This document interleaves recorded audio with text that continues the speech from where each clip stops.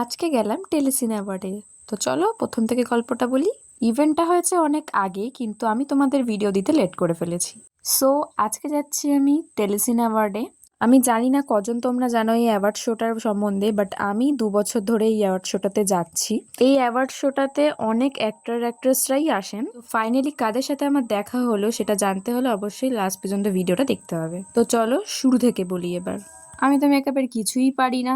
আজকে যেহেতু এত বড় একটা অ্যাওয়ার্ড শোতে যাচ্ছি, ভাবলাম একটু মেকআপ করাই যাক। যেহেতু আমি একজন ডান্সার, সো কোনটার পর কি লাগাতে হয় সেটা অন্তত আমি শুধু একটুখানি জানি।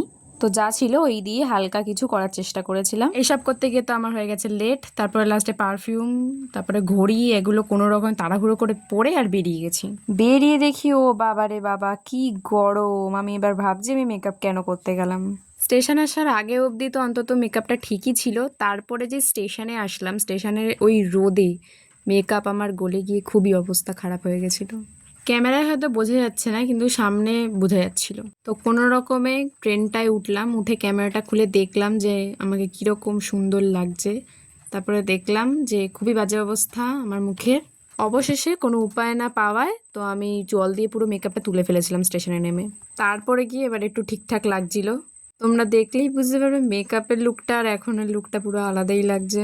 এসব কাণ্ড কারখানা করতে করতে নিজেদের ডেস্টিনেশনে পৌঁছে যাই। তারপরে ভেতরে গিয়ে নিজেদের সিট নিয়ে বসে পড়ি।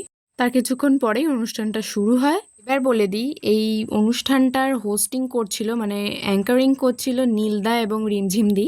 তারপরে একে একে সবাইকে অ্যাওয়ার্ড দেওয়া হচ্ছিল। এবার কে অ্যাওয়ার্ড নিতে আসছে বলো তো? নিশ্চয়ই ভিডিওটা দেখে বুঝতে পারছো কার কথা বলছি। হ্যাঁ, আমাদের প্রিয় স্বস্তিকা দি, যে এখন এই রিসেন্ট এই সিরিয়ালটা করছে। তারপর শুরু হলো ইমন চক্রবর্তীর গান। অনেকক্ষণ হয়ে যাওয়ার পর আমরা একটু বাইরে গিয়েছিলাম ফটো ভিডিও তোলার জন্য। চলো এবার তোমাদেরকে দেখাই যে আমি কাদের সাথে সামনাসামনি মিট করতে পেরেছিলাম।